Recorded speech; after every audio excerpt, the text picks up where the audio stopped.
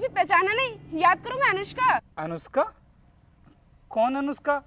मैं तो किसी अनुष्का के बारे में नहीं जानता हूँ। अरे दीदी, आपका दिमाग खराब हो गया है क्या, जो इस मामूली चौकीदार के पैर छू रही हो? आराधिका, तू अभी चुप हो जा। तू इनके बारे में जानती नहीं है कि ये कौन है और मैंने इनके पैर क्यों छुए हैं। अरे मैडम ठीक तो बोल रही हैं, ये मामूली सा चौकीदार है, उसके बाद भी आप उसके पैर छू रही हैं। जब तुम दोनों किसी के बारे में अच्छे से जानते नहीं हो तो उसके बारे में बोलना भी नहीं चाहिए। मैं बात कर रही हूँ ना, तो मुझे बात करने दो। और सर, आप मुझे बताइए कि आपने मुझे पहचाना या फिर नहीं? नहीं मैम साहब, मैंने आपको नहीं पहचाना।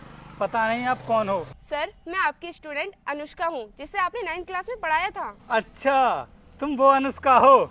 हाँ, याद आ गया मुझे। अनुष्का, बहुत दिनों के बाद दिखाई दी हो ना, इस वजह से मैं तुमको पहचान नहीं पा रहा हूँ। और बताओ कैसी हो तुम? सर, मैं तो एकदम बढ़िया हूँ, लेकिन आप इस सिक्योरिटी गार्ड की यूनिफॉर्म में मैं कुछ समझी नहीं। हाँ अनुष्का, कुछ मजबूरी और हालात ही ऐसे थे कि मुझे सिक्योरिटी गार्ड की नौकरी करनी पड़ रही है। सर, आपके पास तो सब कुछ था, आपके पास किसी भी चीज की कमी नहीं थी, फिर आपको इस सिक्योरिटी गार्ड की नौकरी क्यों करनी पड़ रही है? अरे दीदी, अपने बच्चों का पेट भरने के लिए कुछ ना कुछ तो करेगा ही वो।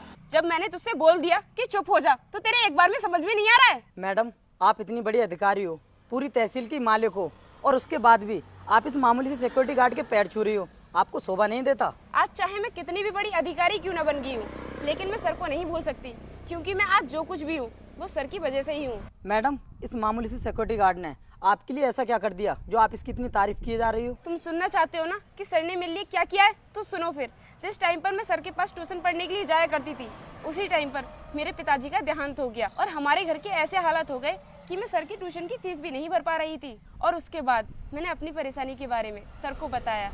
सर ने मेरी परेशानी को समझा और मुझे फ्री ट्यूशन पढ़ाई। और अगर उस टाइम पर सर मेरी मदद नहीं करते तो शायद मेरी पढ़ाई बीच में ही छूट जाती और आज मैं इस मुकाम पर नहीं होती। क्या दीदी, यही है वो सर जिन्होंने आपको फ्री ट्यूशन पढ़ाई थी? दीदी, मुझे इनके बारे में पता नहीं था, वरना मैं इनकी बेइज्जती नहीं करती। सर, मुझे माफ कर दीजिए। और सर, मुझे भी माफ़ कर दीजिए।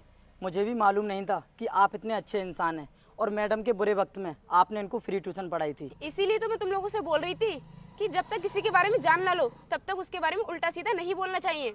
और सर, आपने मुझे बताया नहीं कि आप ये सिक्योरिटी गार्ड की नौकरी क्यों कर रहे हैं।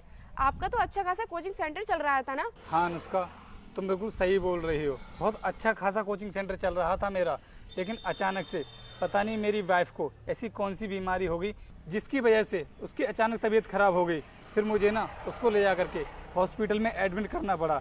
लेकिन उसके बाद मुझे ना उसकी दवाई देने के लिए हर हफ्ते हॉस्पिटल जाना पड़ता था, जिसकी वजह से मुझे कोचिंग की छुट्टी भी करनी पड़ जाती थी, जिसकी वजह से उनको अच्छा नहीं लगता था और धीरे धीरे बच्चों ने आना बंद कर दिया।